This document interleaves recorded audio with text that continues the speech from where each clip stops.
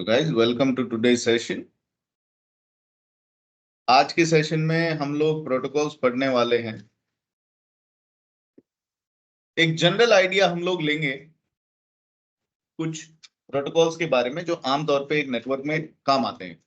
Protocols जैसे कौन कौन से प्रोटोकॉल, बहुत बेसिक आइडिया लेंगे। जैसे एक प्रोटोकॉल है HTTP, HTTPS,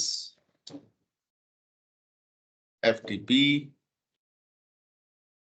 TFTP, telnet, SSH,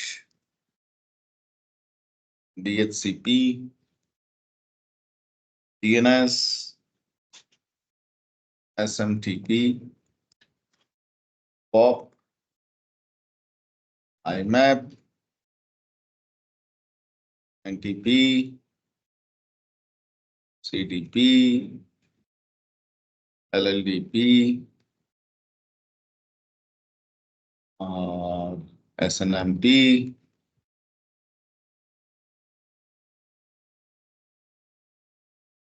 any other protocol?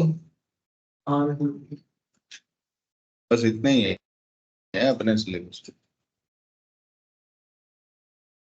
और प्रोटोकॉल आएंगे तो वो जब आएंगे तभी पढ़ लेंगे, है ना। एक बेसिक आइडिया इन प्रोटोकॉल्स के बारे में हमें होना चाहिए, इसलिए इनको ये लिस्ट में हमने डाला। ICMP ठीक है।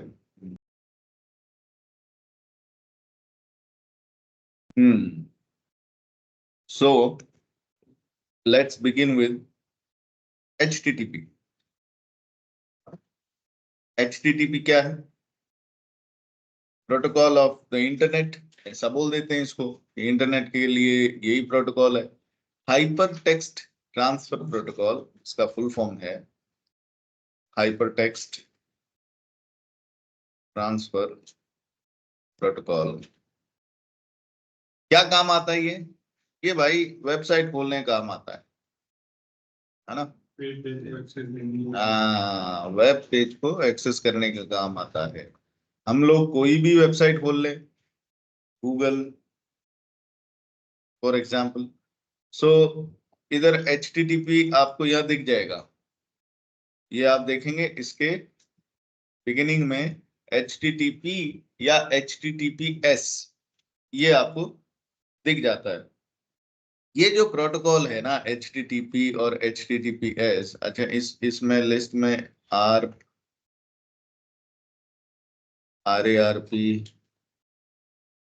हाँ ये भी डाल देंगे ये है। सो HTTP जो है hyper text transfer protocol.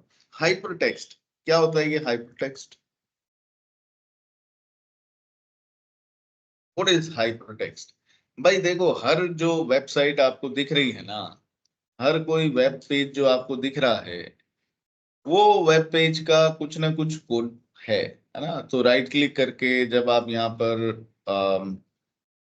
Click करते हो व्यू पेज सोर्स, तो आपको दिखाई देता है कुछ इसके बारे में प्रोग्रामिंग की। भाई ये जो पेज है ना, ये पेज को कैसे प्रोग्राम किया गया है ना। HTML जो लैंग्वेज होती है उसमें इसको लिखा गया है ना। तो HTML एक लैंग्वेज है, एक मतलब coding, the way you do coding, it's not a language, it's a tool type of thing, है ना। HTML लैंग्वेज तो कौन सी होती है? जैसे C++, जावा, ये डॉट नेट भी टूल ही है, खैर व्हाटएवर। तो ये HTML में लिखा गया पेज है, इसके अंदर आपका ये कुछ प्रोग्राम है। तो any website you can check what kind of code they are using for it, है ना, किस टाइप का कोड यूज कर रहे हैं। सो HTTP तो भैया ये है रिक्वेस्ट जो मेरे सिस्टम से जाएगा गूगल के सर्वर पे। जैसे ये मेरा लैपटॉप है, इस लैपटॉप से मैं वाईफाई से कनेक्टेड हूँ। मेरे यहाँ जो एक्सेस पॉइंट लगा हुआ है, ये देखो मैं अभी INS मैनेजमेंट 2.4 गीगाहर्ट्ज वाले वाईफाई नेटवर्क से कनेक्टेड हूँ। और फिर ये जो वायरलेस, ये जो वाईफाई है, इस पे सर्विस प्रोवाइडर का एक तार आ रहा है, जिस तार के थ्रू मुझे इंटरनेट एक्सेस मिल रहा है। और इंटरनेट पे कहीं गूगल का सर्वर रखा हुआ है, और गूगल के सर्वर पे, वेब सर्वर पे मैं रिक्वेस्ट भेजता हूँ। हर बार जब भी मैं यहाँ पर गूगल खोलता हूँ, जब भी मैं यहाँ google.com खोलता हूँ, तो वो रिक्वेस्ट जो है वो इस सर्वर तक जाती है। तो ये जो रिक्वेस्ट गूगल के सर्वर तक गई, तो देखो रिक्वेस्ट कोई भी जब जाएगी ना सोर्स से डेस्टिनेशन के पास, तो डेस्टिनेशन उसको हमेशा ये पूछेगा अभी क्या चाहिए। तो वो कहेगा भाई साहब मेरे को आप वेबसाइट का वेब पेज दे दीजिए। रिक्वेस्ट उसका है। तो वो जो वेबसाइट का वेब पेज मांगा है ना, तो वो HTTP रिक्वेस्ट के द्वारा मांगा जाता है। अगर आपके ये सर्वर जो है ना, ये सर्वर आपको ये कहता है कि भाई HTTP नहीं, HTTPS से मांगो, तब खुलूंगा। ये जो पेज आपको दिख रहा है, ये किससे खुला हुआ है? HTTPS यानी कि सिक्योर। मैं ये S हटा दिया और एंटर मारा, है ना? तो फिर आप यहाँ जाओगे और फिर देखोगे ये अपने आप HTTPS हो रहा है। यानी कोई भी रिक्वेस्ट अगर गूगल सर्वर के HTTP पोर्ट पे गई, HTTP के पास गई, तो भी वो उसको किधर रिडायरेक्ट कर देता है? HTTPS के पास। ठीक है जी। ये क्या है? सिक्योर है। ये कहता है अरे भाई इस पेज के ऊपर तुम कुछ भी खोलते हो, जैसे जीमेल, ईमेल, कुछ भी खोले, यहाँ पर खोले google.com, तो यहाँ पर ये साइन इन ऑप्शन आ रहा है ना, साइन इन पे क्लिक किए। साइन इन पे ये आपसे पूछ रहा है आपका यूजर नेम, यूजर नेम आपने दिया, है ना? फिर ये आपसे पूछ रहा है पासवर्ड, पासवर्ड। अरे भाई आप अपने क्रेडेंशियल्स दे रहे हो, यूजर नेम, पासवर्ड, ये जाएंगे कहाँ? इंटरनेट। इंटरनेट पे तो इनको कोई भी चुरा लेगा, चुरा लिया तो इनको यूज भी कर लेगा। तो ये जो डेटा मेरा जा रहा है यहां से, इस पेज से गूगल के सर्वर तक, क्या वो सेफली जा रहा है? क्या वो एनक्रिप्टेड जा रहा है? क्या वो कोड लैंग्वेज में, कोड फॉर्मेट में जाएगा ताकि कोई अगर चुरा भी ले तो उसे पढ़ ना पाए? तो गूगल कहता है चिंता ना करो, ये पेज जो आपने खोला है, ये पेज खोला है HTTPS से, सिक्योर है ये कनेक्शन सिक्योर है। और अब जो भी आप यहाँ इंफॉर्मेशन डाल रहे हो ना, जैसे पासवर्ड आपने अपना डाला, तो ये पासवर्ड सेफ है, चिंता मत करो, कोई इसे पढ़ नहीं पाएगा। मैंने कहा हेलो जी, हम तो ऐसे ही पढ़ रहे हैं ये पासवर्ड। नहीं नहीं, बोले आप पढ़ सकते हो, लेकिन जब ये यहाँ से निकलेगा ना आपके इस कंप्यूटर से, इस लैपटॉप से, तो वो टाइम पे ये एनक्रिप्ट होके निकलेगा। मैंने कहा क्या सबूत है, कैसे होगा एनक्रिप्ट? बोले देखो, यहाँ क्लिक किया, ये जो दो आपको लाइन दिख रही है, इधर क्लिक करो, यहाँ क्या लिखा हुआ है? कनेक्शन सिक्योर है। फिर मैंने क्लिक किया उस पे, तो ये क्या लिख रहा है यहाँ पर? Certificate is valid. कई बार क्या होता है, कुछ फर्जी वेबसाइट्स होती हैं, जैसे आपने यहाँ सर्च किया एक पेज पे कि SBI लॉगिन, SBI के लॉगिन वाले पेज पे जाना है। अब ये जो पहला वाला आता है ना ऑप्शन, आमतौर पे एक आम आदमी इसे ही क्लिक कर देता है।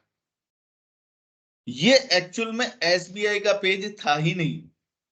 ठीक है, ये SBII करके कोई पेज किसी ने बना लिया और उसने गूगल पे अपना पेज सबसे ऊपर दिखे सर्च रिजल्ट्स में, ये उसने डाल दिया, SBII करके था। आम यूजर इतना गौर से देखता ही नहीं है ना, और उसने अपना वेब पेज ऐसा का ऐसा बना लिया SBI वाले की जैसा, जिसमें कोई बड़ी बात नहीं है, बना सकते हैं। अब यूजर क्या करेगा, वो यहाँ क्लिक करेगा, क्लिक करके यहाँ अपना यूजर नेम दिया, यहाँ अपना पासवर्ड दिया, और किया लॉगिन। तो क्या वो लॉगिन हो जाएगा SBI के खाते में? ये तो फर्जी पेज है, नहीं हो पाएगा ना। एरर आ गया, मैं कहा यार ये क्या एरर आ रहा है, चलो दोबारा से एसबीआई का दूसरा पेज खोलते हैं, मतलब मुझे ऐसा लग रहा है कि ये इंटरनेट में दिक्कत है या एसबीआई के सर्वर में दिक्कत है, मैं दोबारा कोशिश करूंगा, है ना। लेकिन खेल तो हो गया, यूजर नेम पासवर्ड जो आपने यहाँ दिए वो तो चले गए, उसके पास सेव हो गया, वो अब इनका इस्तेमाल कर सकता है भाई।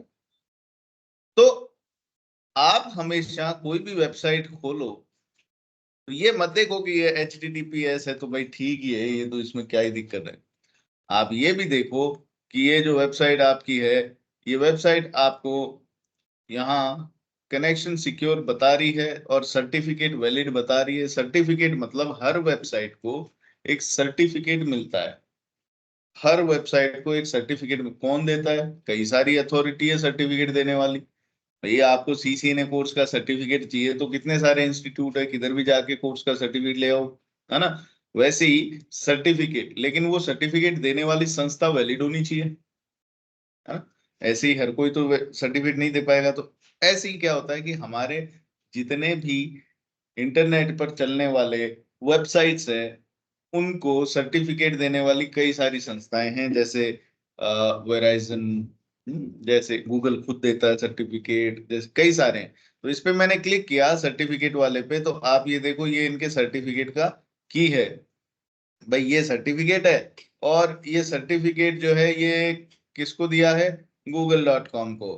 किसने दिया है, इशूड बाई, इशू टू किसको इशू किया, और इशू बाई गूगल का ही एक है, गूगल ट्रस्ट सर्विसेज LLC, एक इनकी सब्सिडरी कंपनी है, वो ऐसे सर्टिफिकेट देने का भी काम करती है। फिर वैलिडिटी क्या है इसकी, 16 अप्रैल 2024 से 9 जुलाई, ये इसकी वैलिडिटी है। 3.5 महीने का कुछ, ये 3.25 महीने का वैलिडिटी है इसके सर्टिफिकेट का। ये 9 जुलाई को खत्म हो जाएगा, तब ये फिर रिन्यू कर लेंगे अपना सर्टिफिकेट। ये सर्टिफिकेट का नंबर है इनका की। और ये कह रहे हैं कि जो कोई आप जानकारी यहाँ पर डाल के भेज रहे हो ना बेटा, ये सेफली जाएगी, यानी एनक्रिप्ट होके जाएगी। तो एनक्रिप्ट होती है हमेशा किससे, पब्लिक की से। ये जो यहाँ दिख रही है ना पब्लिक की, ये वो चाबी है जिससे मेरा डेटा एनक्रिप्ट होके जाएगा। अब मैं समझ गया, अच्छा ये एनक्रिप्शन का की है, पब्लिक की। तो ये की तो दिख रहा है मुझे, ये तो कोई भी देख लेगा। तो चाबी अगर किसी को भी दिख गई तो ताला लगा के जाएंगे, चाबी किसी को भी दिख गई तो ताला खुल भी जाएगा। तो बोले नहीं नहीं, ये कीज का कॉन्सेप्ट अपने कोर्स में आगे पढ़ेंगे। ये पब्लिक की है, पब्लिक की हम लोग सबको ही बांटते हैं। तुम गूगल खोलो, तुम खोलो, तुम खोलो, सबके पास ये पब्लिक की जाएगी कि अब भाई तुम जो भी डेटा डालोगे इसमें तो वो सेफ है, एनक्रिप्ट होगा इस की से। लेकिन वो जो पब्लिक की है ये सिर्फ ताला लगाने के काम आती है, ताला खोलने के लिए हमारे पास में प्राइवेट की होती है जो हम किसी को नहीं बांटते, जो सिर्फ और सिर्फ हमारे पास ही है, तो वो हम किसी को देते भी नहीं है। तो ताला लगता है पब्लिक की से, खाली खुलता है प्राइवेट की से। और प्राइवेट की हमारे पास है तो कोई चिंता की बात नहीं है, पब्लिक की किसी को पता भी लग जाए तो उससे कोई समस्या है नहीं, है ना। तो ये सारी जानकारी यहाँ पर आपके पास में है। आप पब्लिक की पे क्लिक करो, ये पब्लिक की आ गई। आप सर्टिफिकेट पे क्लिक करो, ये आ गया सर्टिफिकेट पॉलिसीज, है ना। ये कई सारी जानकारी है, अभी फिलहाल आपको ये जानकारियां ज्यादा सेंसिबल लगेंगी नहीं। वैलिडिटी, सर्टिफिकेट सिग्नेचर एल्गोरिदम, कौन सा एल्गोरिदम है सर्टिफिकेट के सिग्नेचर का, SHA-256, secure hashing algorithm 256 bit with RSA encryption. Version कौन सा है, 3, सीरियल नंबर क्या है, दिस दैट, बहुत सारी डिटेल्स है। तो HTTP is like plain text. HTTP जो है is not safe. Plain text format में सारा ट्रैफिक चलता है ना। गूगल के सर्वर से जो उसका वेब पेज खुला या किसी भी वेबसाइट से उसका वेब पेज खुला तो वो मतलब सिक्योर नहीं है। उस वेब पेज पे जो भी जानकारी डालोगे वो एनक्रिप्ट होके नहीं जाएगी। लेकिन अगर HTTPS है तो वो सिक्योर कनेक्शन है, जो भी जानकारी अब आप डालोगे तो वो एनक्रिप्ट होके जाएगी, ठीक है ना।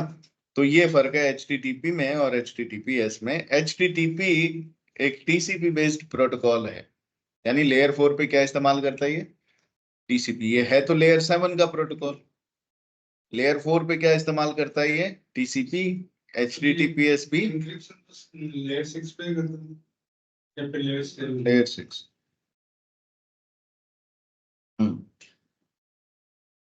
तो TCP बेस्ड प्रोटोकॉल है, इसका पोर्ट एड्रेस क्या है 80। लेयर 4 यानी TCP HTTP को नाम से नहीं उसके पोर्ट एड्रेस से जानती है और उसका पोर्ट एड्रेस 80 है। HTTPS का है 443। ठीक है जी।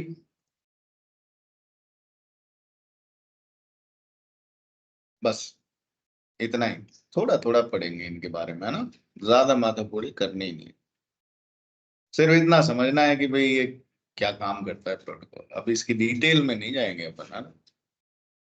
FTP फाइल ट्रांसफर प्रोटोकॉल, ये वो प्रोटोकॉल है जो आपके नेटवर्क में फाइल्स को ट्रांसफर करने का काम आता है ना।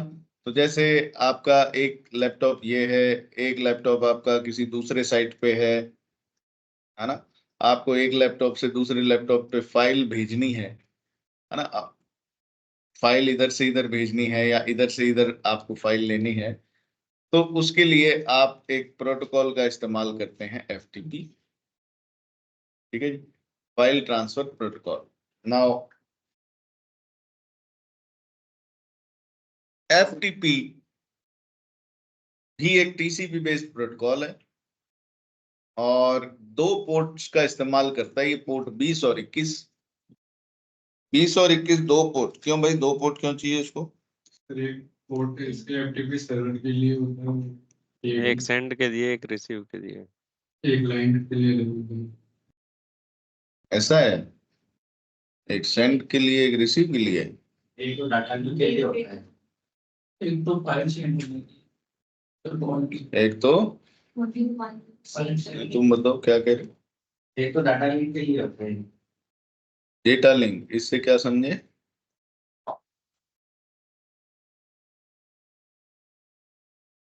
डेटा भेजना।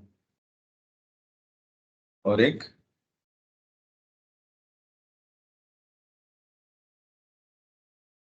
एक तो फाइल सेंड के लिए 20 तो 21 है तो कनेक्शन प्रोसेस सिस्टम। अच्छा, सर ये कहीं दिखा तो ऐसे रहा है कि अनइनक्रिप्टेड फॉर्म में रहता है 21 का पोर्ट। अनएनक्रिप्टेड। यस 20 में एनक्रिप्टेड रहेगा, 21 में नहीं रहेगा, ऐसा?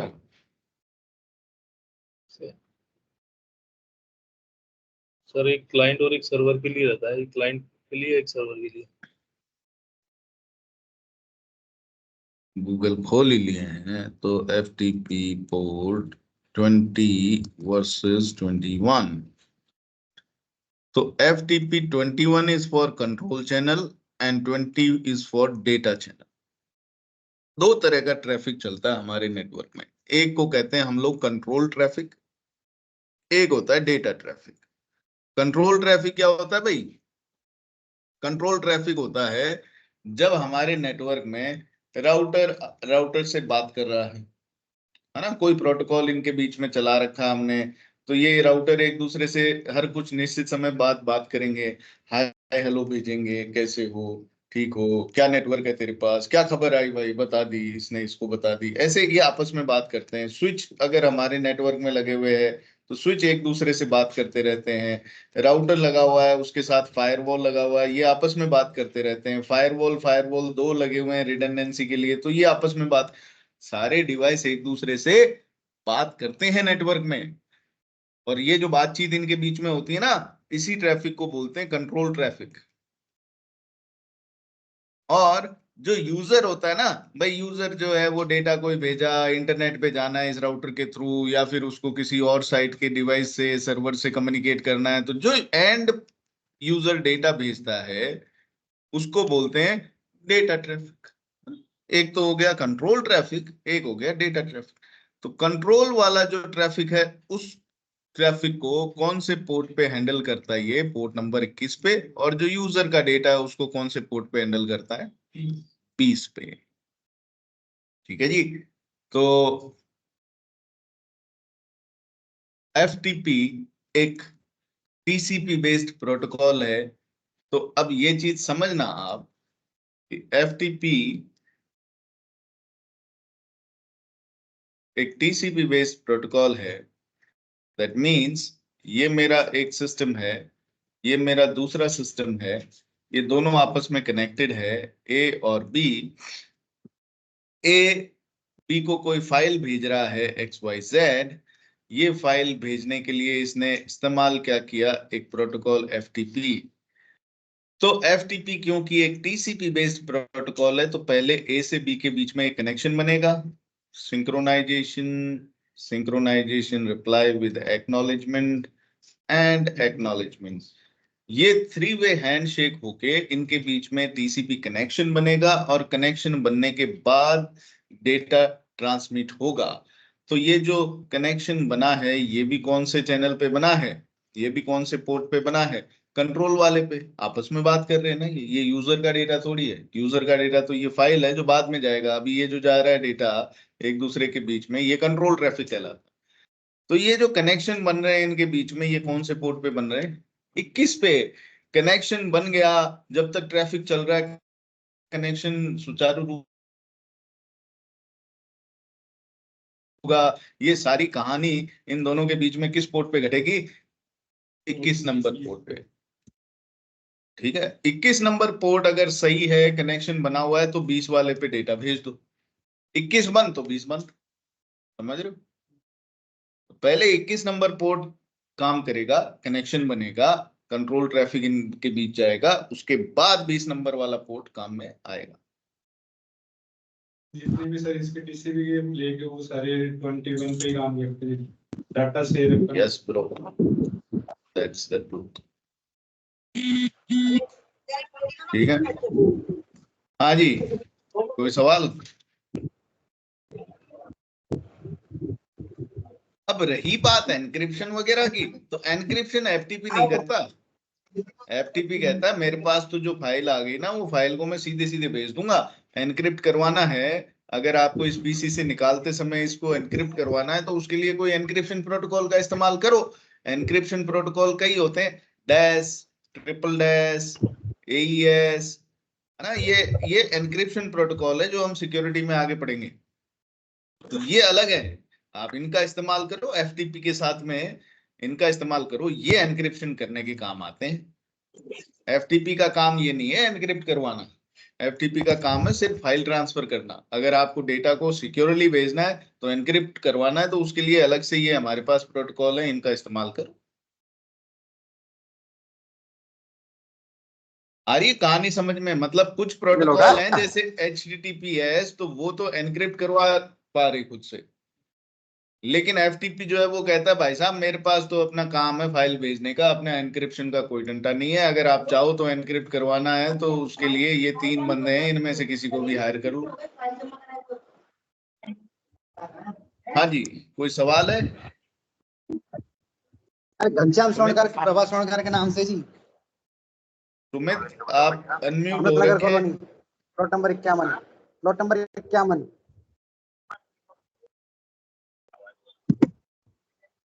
हेलो हेलो सुमित भाई, इसको म्यूट कर लो। नंबर 51 है। चल हम ही करते हैं। तो ये समझ में आई क्या कहानी। FTP ऐसे ही FTP का एक भाई है TFTP, है ना। TFTP एक UDP बेस्ड प्रोटोकॉल है, पोर्ट नंबर 69 पे काम करता है, और ये भी फाइल भेजने का ही काम करता है। लेकिन फर्क क्या है FTP और TFTP में। हाँ जी,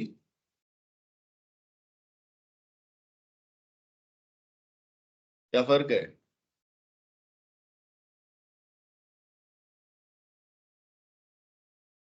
भाई देखो, फाइल ही ट्रांसफर करनी है इसने भी, है ना। FTP से किया वैसे ही TFTP से फाइल ट्रांसफर कर देंगे अपनी XYZ। तो TFTP जो है ना, सिंपल वो टेक्स्ट क्या में है, होता है वो सर। सिंपल टेक्स्ट, मतलब डेटा इनक्रिप्ट नहीं होता सर। तो इनक्रिप्ट करते हैं डाटा को। डेटा वेरीफाई नहीं होता सर कि सेंड हुआ है या नहीं हुआ, अगर बीच में से कुछ ब्रेक हो गया तो उसको एक्नॉलेज नहीं देता कि हाँ डेटा रिसीव हो गया। वो तो सर यूडीपी बेस में होता है ये, मतलब ये इसमें डेटा इनक्रिप्ट नहीं होगा, ये सिंपल टेक्स्ट में डेटा को ट्रांसफर करेगा। FTP और TFTP। FTP TCP बेस्ड है, ये UDP बेस्ड है। तो जो अपन ने कहा ना कि भाई इसके अंदर एक्नॉलेजमेंट वगैरह नहीं जाता, हाँ UDP बेस्ड है, तो इसमें कोई रिट्रांसमिशन नहीं है, कोई इसमें एक्नॉलेजमेंट नहीं है, कोई विंडोइंग, कोई फ्लो कंट्रोल, कुछ नहीं है इसमें। जो UDP के फीचर है वो इस TFTP में है, जो TCP के फीचर है वो FTP में है। कनेक्शन बनता है FTP में, इसमें नहीं बनता है। इसमें एक ही पोर्ट है ना, इसीलिए कंट्रोल वाला पोर्ट ही नहीं है 69। दूसरा FTP जो है ये सिक्योर है, जबकि ये सिक्योर नहीं है। अब सिक्योर का मतलब एनक्रिप्शन नहीं है यहाँ, सिक्योर का मतलब है ऑथेंटिकेशन। भाई ए जो है वो ट्रैफिक बी को दे रहा है, अब बी की जगह मान लो कोई सी आ गया यहाँ बीच में, ला यार मेरे को दे दे, मैं ही हूं बी। वो कहेगा नहीं भैया अपना आईडी दिखाओ, ये पार्सल भाई पासपोर्ट आया है आपका बन के तो उसी को देंगे जिसके नाम से आया है ना। कोई डाक आई है इंपॉर्टेंट बैंक से इधर उधर से, तो वो उसी को देंगे। हाँ भाई यहाँ जितेंद्र रहता है यहाँ, हाँ बुलाओ उसको, हाँ भाई आप ही हो जितेंद्र, अपना आईडी दिखाओ, फिर पार्सल वो देगा, साइन करा के ले जाएगा। मतलब यहाँ ऑथेंटिकेशन सपोर्ट करता है, ए और बी के बीच में आपस में ऑथेंटिकेशन होती है FTP में। TFTP में कोई ऑथेंटिकेशन नहीं होती, नो ऑथेंटिकेशन, तो इसलिए ये सिक्योर नहीं है, not secure. Without authentication parcel दे जाएगा किसी को भी, ठीक है ना। FTP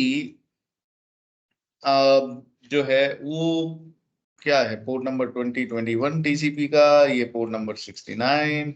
FTP जो है वो स्लो है, ये फास्ट है ना। बस यही कुछ फर्क है और कोई फर्क नहीं है इनमें। एक आधा कुछ और होगा देख लेना। मतलब कुल मिला के FTP जो है वो बेहतर है ना।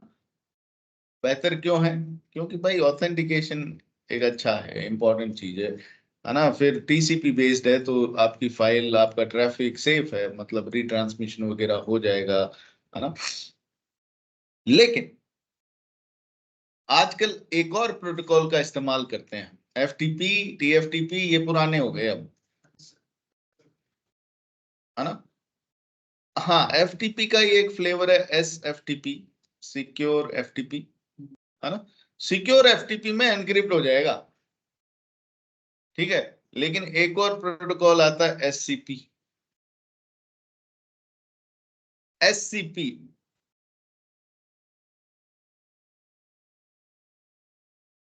ठीक है, ये जो प्रोटोकॉल है SCP, ये ये बढ़िया है भाई, है ना। इसमें क्या होता है, इसमें आप जब कोई भी ट्रैफिक ट्रांसफर करते हो, कोई भी फाइल ट्रांसफर करते हो, तो वो ऑथेंटिकेशन भी करता है, एनक्रिप्शन भी करता है, और वो मतलब FTP से कई मायनों में बेहतर है। इसके बारे में ज्यादा पढ़ने की आवश्यकता है नहीं, बस खाली आपको मैंने नाम बता दिया, क्योंकि इंटरव्यू में पूछ सकते हैं FTP वर्सेस SCP। आप यहाँ जाओगे तो वो बता देगा कि SFTP और SCP जो है वो सिक्योर मेथड्स, ठीक है। FTP जो है वो पारंपरिक मेथड है, ठीक है। इसमें सिक्योरिटी फीचर नहीं है। सिक्योरिटी फीचर मतलब एनक्रिप्शन, है ना, ऑथेंटिकेशन है FTP में, लेकिन एनक्रिप्शन और जो और सिक्योरिटी फीचर्स आते हैं वो नहीं है ना। SFTP और SCP जो है वो क्योंकि SSH बेस्ड है, अब इसके बारे में बाद में बात करेंगे, है ना। तो ये बेहतर मेथड है। तो आजकल आप किसी भी कंपनी में जाओगे ना, तो वहाँ फाइल ट्रांसफर के लिए आपको यही मिलेंगे, SCP और SFTP। अब SCP जो है वो फास्ट है, आप देखोगे SFTP से। तो आजकल ज्यादातर SCP वाले ही टूल यूज किए जाते हैं फाइल ट्रांसफर के लिए।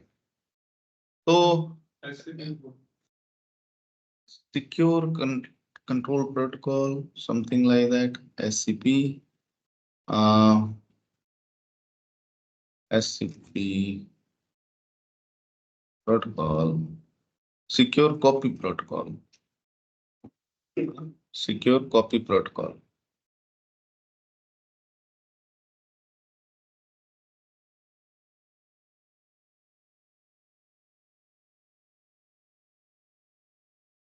ठीक है, कॉपी कॉपी मतलब एक फाइल है XYZ A के पास, इसकी एक कॉपी B के पास भी भेजनी है, तो कॉपी हो रही है ना। XYZ इधर भी आ जाएगी तो इधर भी कॉपी, एक फाइल इधर रखी हुई है उसको इधर डाउनलोड कर लिया तो इधर भी है और इधर भी आ गई, तो वन तो कॉपी रही है ना। ठीक है, SCP का SCP port number 29 runs OTC by default, which also the same. 22 हाँ। SFTP SSH का होता है। उसका भी वही है। हाँ होगा, क्योंकि ये दोनों SSH बेस्ड है ना, तो इसलिए दोनों का पोर्ट वही है 22। इनका बेस SSH है, आगे बात करेंगे, जस्ट हैंग ऑन। तो ये पोर्ट 22 है, SCP एंड SFTP इसका भी 22 है, ठीक है ना। So port number TCP based service है, पोर्ट नंबर 22, SFTP का भी पोर्ट नंबर 22 TCP बेस्ड, और पोर्ट नंबर 22 एक्चुअल में किसकी जागीर है, SSH की। और SSH जो है वो किस लिए काम में आता है, अभी उस पे आ रहे हैं।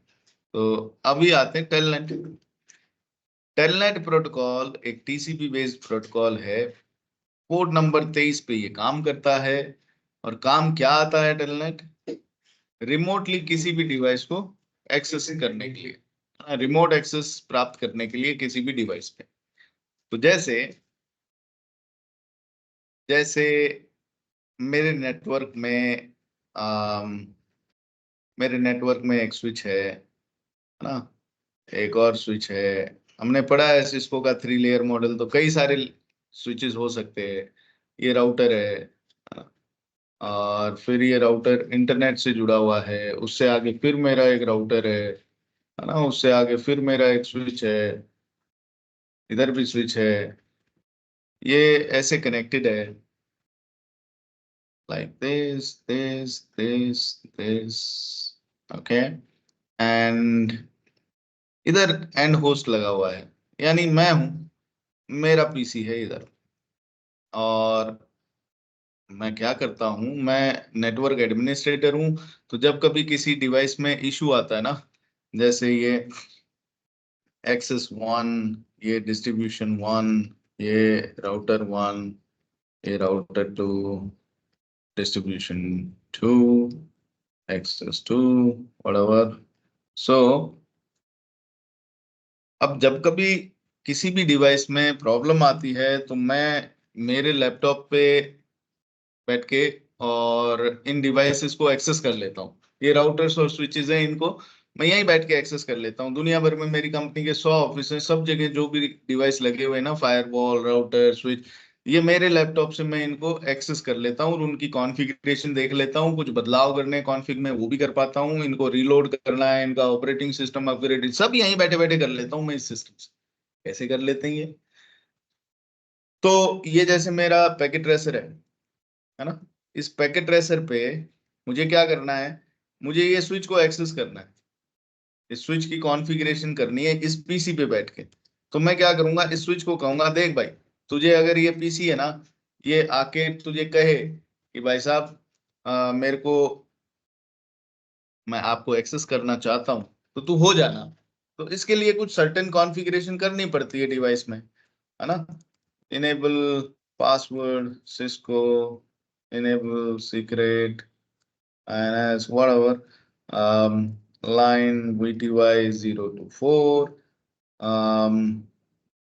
login local, user name INS, password INS, और इसके ऊपर मुझे interface VLAN 1, IP address 192.168.0.100, 255.255.0, noted down. ठीक है, कुछ कॉन्फ़िगरेशन मैंने स्विच में करी। स्विच को मैंने आईपी क्या दे दिया, 192.168.0.100। ये किसका आईपी है, स्विच का आईपी। अब मैं इस पीसी पे गया, पीसी पे जाके मैं कमांड प्रॉम्प्ट पे गया, मैंने कहा यार तू स्विच को पिंग कर सकता है क्या, पिंग करके देखना। तो इसका आईपी क्या है, 0.100। मैंने किया,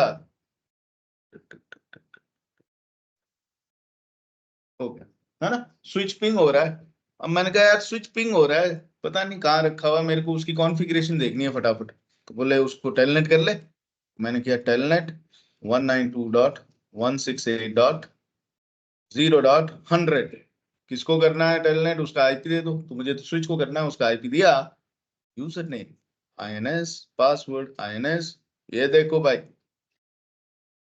मैं किधर आ गया, स्विच पे आ गया।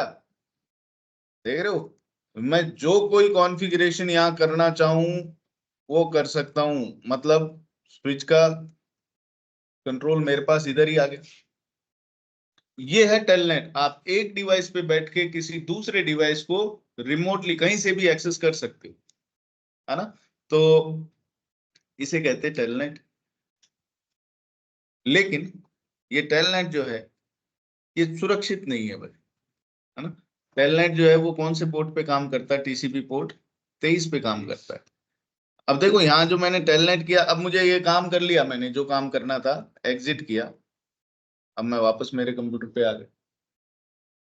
तो ऐसे में दुनिया के किसी, बस खाली आईपी पिंग होना चाहिए उस डिवाइस का, चाहे राउटर हो, फायरवॉल हो, स्विच हो, आपके नेटवर्क का सर्वर हो, कोई भी डिवाइस हो, अगर वो आईपी है, मेरे पास पिंग हो रहा है मेरे सिस्टम से, तो मैं उसको टेलनेट कर सकता हूँ। टेलनेट करते समय इस चीज का ध्यान रखना है कि टेलनेट सेफ नहीं है।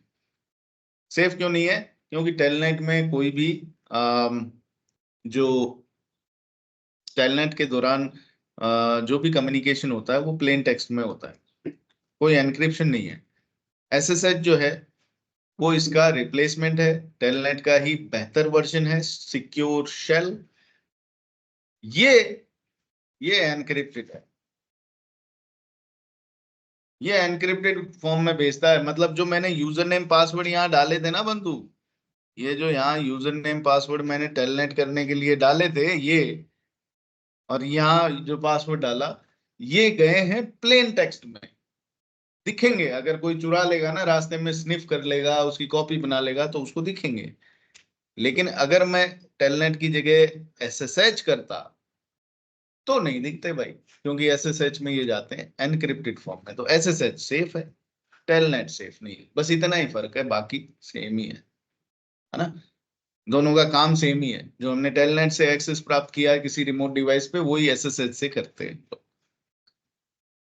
दोनों TCP बेस्ड है, पोर्ट 23 और 22, है ना। तो SSH का मेन काम क्या हुआ, एनक्रिप्टेड फॉर्म में डेटा भेजना। हाँ, ये तो है ही है कि किसी रिमोट डिवाइस पे आपको एक्सेस प्राप्त करवाएगा, और एक्सेस प्राप्त करने के टाइम पे आप जो भी यूजर नेम पासवर्ड भेजोगे वो एनक्रिप्टेड जाएंगे। उसके बाद जो भी कमांड्स वगैरह लगाओगे वो किसी को पता नहीं लगेंगी, है ना। तो क्योंकि डेटा एनक्रिप्टेड फॉर्म में चलेगा। कोई डाउट इसमें? तो मैं अगर यहाँ बैठा हूं PC 1 पे, और अगर इसका आईपी, इसका आईपी, इसका आईपी यहाँ से पिंग कर पाता हूँ ना मैं, जो कि होना ही चाहिए, मेरी कंपनी के डिवाइस हैं तो पिंग तो होना ही चाहिए मेरी सिस्टम से, तो मैं इन सभी को यहाँ रिमोटली बैठ के हैंडल कर लेता हूँ। तो होता है ना कि यार तुम जॉब कर रहे हो कौन सी कंपनी में, तो आप कहोगे भाई मैं फला फला कंपनी में जॉब कर रहा हूँ। अच्छा तुम क्या काम करते हो, तो भाई मेरे अमेरिका में 2 कस्टमर हैं, उनको हैंडल, उनके नेटवर्क हैंडल करता हूँ। अरे नेटवर्क तो उधर है, तुम इधर से कैसे हैंडल करते हो? तो नेटवर्क का आपके पास में डायग्राम है, आपको पता है कि क्या कॉन्फ़िगरेशन कर रखी है। किसी भी डिवाइस में कुछ भी करना है, चेंजेस वगैरह, या फिर ट्रबल शूटिंग करनी है, तो वो डिवाइस को आप यहीं से क्या करोगे, टेलनेट या SSH मारोगे और उसको एक्सेस करके कर दोगे, तो यहीं से सब कुछ हैंडल हो सकता है, आपको उधर जाने की आवश्यकता है ही नहीं, है ना। अगर मान लो कोई डिवाइस रीचेबल ही नहीं है भाई, टेलनेट नहीं हो रहा, SSH नहीं हो रहा, फिर क्या करें? फिर इसको कैसे चेक करोगे कॉन्फ़िगरेशन को? तो बोले टेलनेट और SSH के लिए तो एक IP चाहिए, IP तो नहीं है, मतलब कर रहे हैं तो हो नहीं रहा है, पिंग ही नहीं हो रहा है, कुछ तो गड़बड़ है उसके साथ। तो क्या होता है कि एक जो वहाँ इंजीनियर होगा ना, आप उसको फोन करोगे, हे ब्रायन, तुम्हारे रैक नंबर इसमें ये वाला जो डिवाइस है ना, इसको मैं टेलनेट इसको पिंग नहीं कर पा रहा, तुम जाओ और तुम्हारे लैपटॉप से कंसोल केबल लगाओ और फिर अपनी स्क्रीन शेयर करो, मुझे दिखाओ कि उसमें क्या कॉन्फ़िगरेशन चल रही है। यानी कि आपको फील्ड इंजीनियर की जरूरत पड़ी, आप यहाँ से पिंग नहीं कर पा रहे, टेलनेट SSH भी नहीं होगा, पिंग नहीं हो रहा है, तो आपको वहाँ फील्ड इंजीनियर चाहिए। उस फील्ड इंजीनियर को बोलो कि तुम कंसोल के थ्रू तुम्हारा लैपटॉप इस डिवाइस से कनेक्ट करके मीटिंग ज्वाइन करो, अपना स्क्रीन शेयर करो और मुझे दिखाओ कि उसमें चल क्या रहा है। तो उसके लिए फील्ड इंजीनियर की आपको आवश्यकता पड़ती है। या फिर सर इससे हम कर सकते हैं कॉन्फ़िगरेशन वहाँ पे। अगर आपने एक सर्वर लगा रखा है, एक पीसी लगा रखा है और उस पीसी पे यहाँ से कंसोल केबल लगा रखी है और इस पीसी का IP पिंग हो पा रहा है, पीसी भी तो नेटवर्क में ही जुड़ा हुआ होगा कहीं ना कहीं, तो पीसी तो पिंग हो रहा है, ये पिंग नहीं हो रहा है, तो पीसी के IP, इसका IP कुछ भी है 10.10.10.10, तो इसको आपने क्या किया, पीसी को रिमोट डेस्कटॉप से एक्सेस किया, एक्सेस करके और फिर आपका ये डिवाइस जो है ये कंसोल से जुड़ा हुआ ही है, तो कंसोल से आपने इसको एक्सेस कर लिया इस पीसी से और कर सकते हो, कर सकते हैं। अगर किसी डिवाइस से आपका कंसोल जुड़ा हुआ है तो उससे आप कर सकते हो, फील्ड इंजीनियर नहीं है तो भी। वो फिर जैसे फिजिकली वहाँ पे रहते हैं तो फिर उसे करते हैं कंसोल से टेलनेट किससे करते हैं, कौन सी लाइन होती है तो वो डेली हो रही है होते हैं।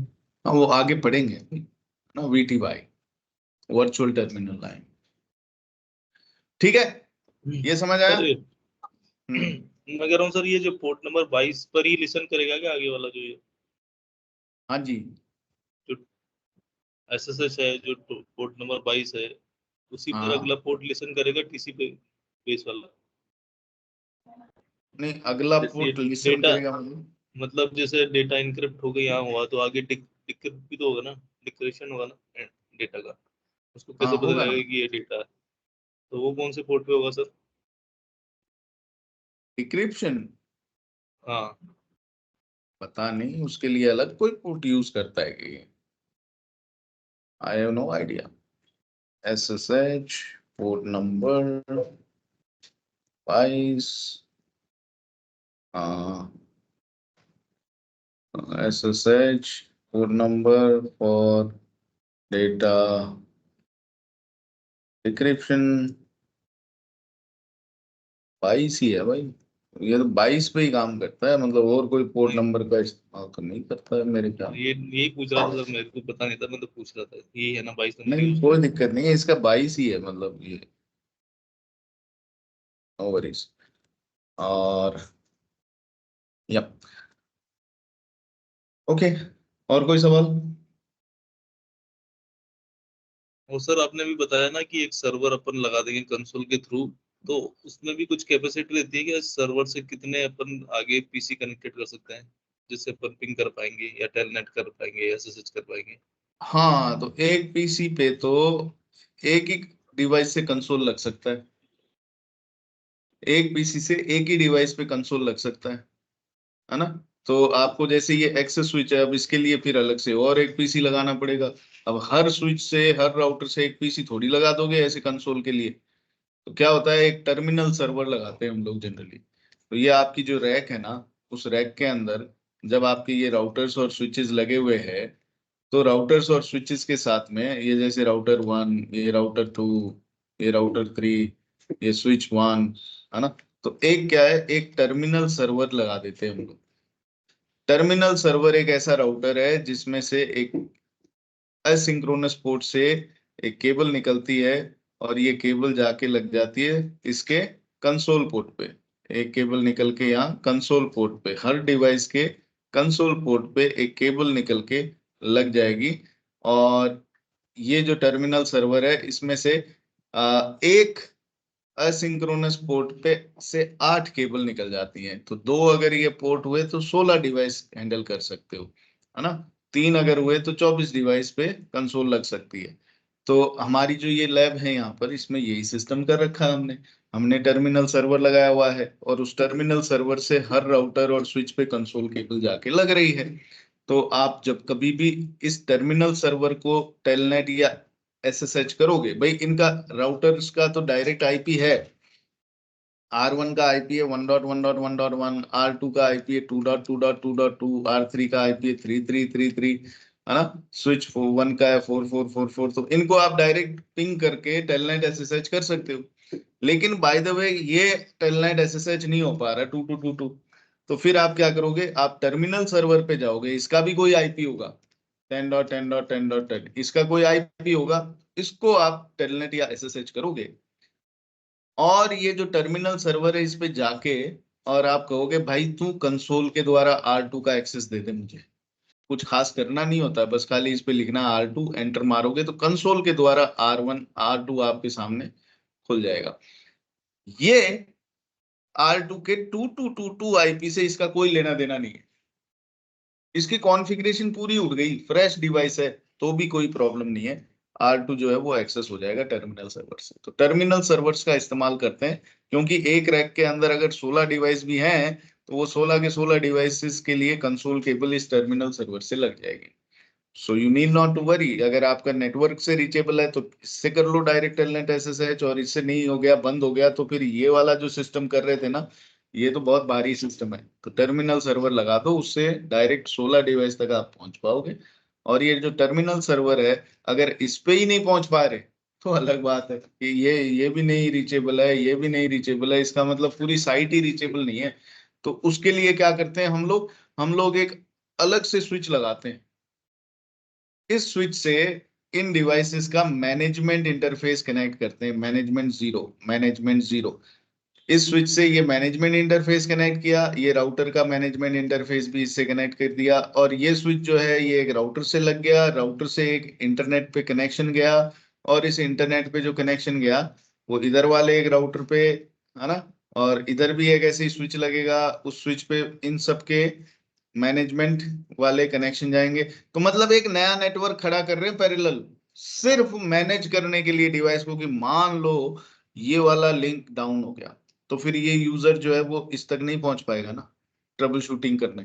तो बोला कि कोई दिक्कत नहीं है, ये तो एक काम करेंगे कि ये वाला जो लिंक है ये तो हमारे मेन डेटा के लिए रख लेंगे। अगर तुम्हें डिवाइस तक पहुंचना है तो तुम इधर से जाओ, इस स्विच पे जाओ, इस राउटर पे जाओ, यहां से इंटरनेट से होते हुए इस राउटर तक पहुंच जाओ। ये है मैनेजमेंट नेटवर्क। इसका आईपी होगा मान लो कुछ भी 11.11.11.11। ये 11.11 जो आईपी एड्रेस R2 के मैनेजमेंट इंटरफेस पे लगाया है, ये आईपी रीचेबल ही इसी रास्ते से होगा। ये आईपी कभी भी इस रास्ते से दिखेगा ही नहीं, है ना। तो सर एक ये बार हम वो आगे नेट समझेंगे। डिस्कनेक्ट हो गया था मेरा, मैं शायद डिस्कनेक्ट हो गया था। मैनेजमेंट वाला एक बार बताएंगे, मैं थोड़ा मिस हो गया था ये वाला। इसका मैनेजमेंट वाला आपने बताया था ना कि थोड़ा मेरा नेट कनेक्टिविटी चली गई थी, तो मेरे को ठीक है पता ठीक है। नहीं। मैनेजमेंट जो नेटवर्क है ना वो अलग से आजकल हम लोग बनाते हैं। अलग से का मतलब एक एक्स्ट्रा नेटवर्क, कि भाई जैसे मान लो ये R2 है, इसका आईपी जो है ना वो आईपी रीचेबल नहीं है। यहाँ से ये लिंक ही कट गया, साइट R1 और इंटरनेट के बीच का लिंक डाउन हो गया, तो फिर इस PC1 से ना तो मैं इस पे पहुंच पाऊंगा, ना इस पे, ना इस पे, ना ही टर्मिनल सर्वर पे, ना ही ये डिवाइस पे, क्योंकि साइट तक पहुंच ही नहीं पा रहे, बाहर ही नहीं निकल पा रहे। तो उस सिचुएशन में क्या होगा, बोला कि उस सिचुएशन में एक काम करेंगे हम लोग, एक अलग से नेटवर्क बनाते हैं, एक स्विच लगाते हैं दोनों साइड पे। उस स्विच से इन डिवाइसेस में आजकल एक एक्स्ट्रा इंटरफेस आता है जिसको बोलते हैं मैनेजमेंट जीरो इंटरफेस, उससे कनेक्ट करेंगे, है ना। ये जितने भी डिवाइस है इस साइट पे, अभी 3 ही बना रखे हैं, 3, अगर 50 हो तो 50 कनेक्ट होंगे स्विचेस से। और इस स्विच से एक राउटर कनेक्ट करेंगे। राउटर जो है वो इंटरनेट से कनेक्ट होगा, इंटरनेट से राउटर, राउटर से स्विच। और जब कभी किसी भी डिवाइस को भाई नेटवर्क इंजीनियर तेरे को एक्सेस करना है ना, तो वो डिवाइस का मैनेजमेंट इंटरफेस का जो आईपी एड्रेस है ना, मैनेजमेंट इंटरफेस का आईपी एड्रेस है, उससे एक्सेस करना। अभी तक तुम किस आईपी से एक्सेस कर रहे थे? अभी तक तुम ये जो अलग आईपी एड्रेस तुम लोग यहाँ देख रहे थे, R2 के इंटरफेसेस का ये या ये आईपी, है ना, या फिर इस स्विच का किसी इंटरफेस का आईपी, या इस राउटर का ये या ये आईपी, इससे आप इसको टेलनेट एसएसएच कर रहे थे। अब बोले इन आईपीस का इस्तेमाल मत करना, इनके मैनेजमेंट इंटरफेस पे जो आईपी लगाओगे उन इंटरफेसेस का आईपी का इस्तेमाल करोगे टेलनेट या एसएसएच करने के लिए। तो ये एक पैरेलल नया नेटवर्क खड़ा कर दिया, यानी कि ये जो पहला वाला नेटवर्क है ये सिर्फ डेटा लाने ले जाने के लिए है। अगर किसी भी डिवाइस को मैनेज करना है तो उसके एक्सेस प्राप्त करने के लिए इस नेटवर्क का इस्तेमाल किया जाएगा। इस पीसी से जिस किसी भी डिवाइस तक तुम्हें जाना है उस तक पहुंचने के लिए इस नेटवर्क का इस्तेमाल किया जाएगा। अगर ये नेटवर्क फेल हो गया तो ये डेटा वाले नेटवर्क पे जो आईपी लगा रखे ना उनसे चले जाओ, ये तो है ही है ऑप्शन। अगर ये फेल हो गया, अगर ये फेल हो गया तो डेटा नहीं जा रहा है, अब आपको ट्रबल शूटिंग करनी है। ट्रबल शूटिंग करनी है इस पीसी से, आपको ये राउटर एक्सेस करना है, तो ये है ही आपका मैनेजमेंट वाला अलग नेटवर्क। क्योंकि ये मैंने जियो का कनेक्शन ले रखा है, इधर मैंने एयरटेल का ले रखा है जानबूझ के, कि अगर जियो में प्रॉब्लम आ गई तो अपना एयरटेल चलता रहेगा, एयरटेल में प्रॉब्लम आ गई। इस टाइप से मैनेजमेंट नेटवर्क हम लोग पैरेलली अलग से खड़ा करते हैं, और इसको टेक्निकल नाम क्या दिया है? Out of band management. Out of band, ऊप, OOB। और ये जो नेटवर्क है इसको बोलते हैं इन बैंड मैनेजमेंट। इन बैंड मतलब जो डेटा वाला पारंपरिक रास्ता है वो इन बैंड, और आउट ऑफ बैंड यानी कि जो हमारा डेटा वाला रास्ता उसके बाहर का कोई अलग से रास्ता। तो आउट ऑफ बैंड इसको बोलते हैं, जो अलग से मैनेजमेंट, इस पे डेटा नहीं चलेगा कभी भी, ये सिर्फ मैनेजमेंट के लिए है नेटवर्क जो लाल वाला बनाया है। तो सर हर नेटवर्क में मैनेजमेंट वाला बनाना पड़ेगा एक नेटवर्क ऐसा? Of course yes, her company out of band network बना के रखती है, नहीं तो नेटवर्क पे अगर उसका एक्सेस चला जाएगा ना तो सारी गड़बड़ हो जाएगी, है कि नहीं? तो इसलिए हर company out of band network बनाती है, सही कह रहे हो।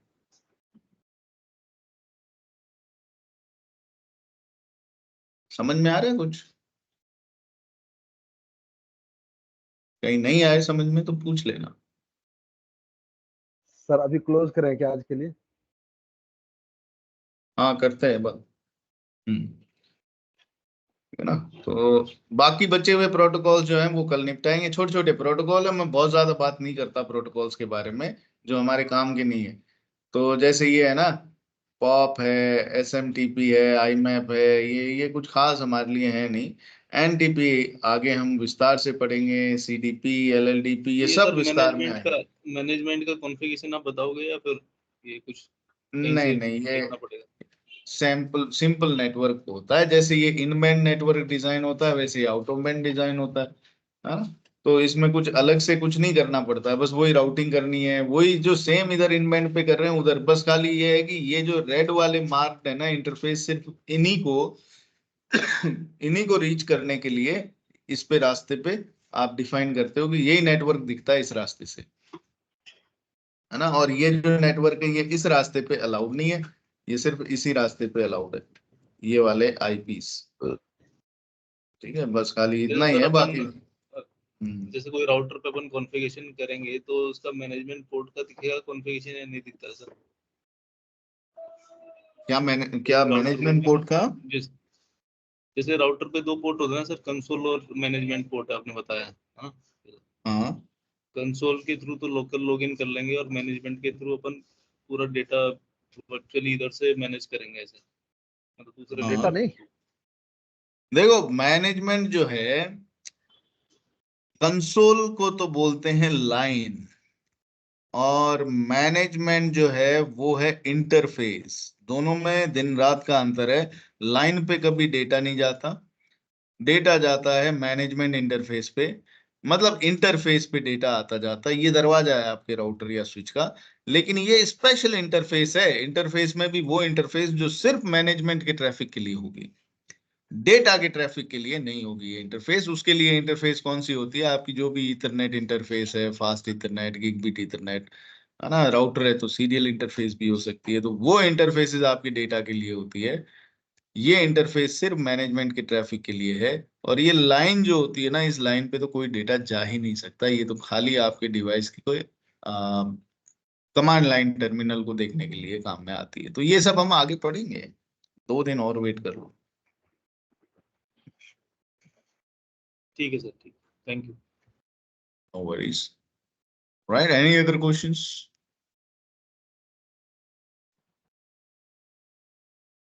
Right then. So that's it for today. कल हम